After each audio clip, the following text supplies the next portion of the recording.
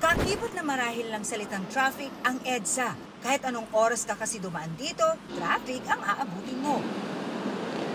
Kaya nga raw nauso ang linyang si EDSA lang may forever dahil sa tila wala ng katapusang traffic. Sa pag-aaral nga ng JICA o Japan International Cooperation Agency, lumabas na mahigit 3.5 billion pesos ang nawawala sa ekonomiya ng bansa dahil sa traffic congestion. Kasi sa ngayon, dumaan ka sa EDSA, kung minsan nahihirapan ka mag-text sa kakakalbog ng sasakyan. Kaya panahon na raw na ayusin ito. Ayon na rin daw sa kagustuhan ng Pangulo. I think it's about time that we need to rehabilitate EDSA once and for all.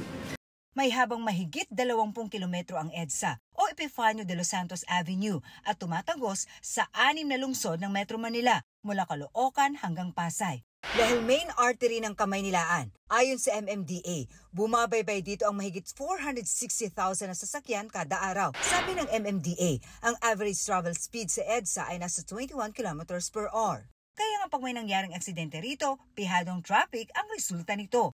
E paano pa kaya kung magkaroon ng konstruksyon? Kung gagawin po yan ay sigurado magkakaroon ng heavy traffic dyan. Ano? So we're expecting na mas marami ngayon ang sasakay sa MRT3. No? Dahil ang MRT3 ay hindi naman masyadong maapektuhan nitong rehabilitation. Ang ilang driver, pabor sa rehabilitasyon. Kasi ang daming umiiyak na pasahero dahil putol-putol ang biyahe, mas mapalaki ang consume sa oras. Pero ang iba may agam-agam. Maigi naman po yun, kaya lang sa ibang ruta rin po magkakaroon po ng traffic. Kasi iwas po sa EDSA. Magkakaroon ng mahabang traffic po niyan.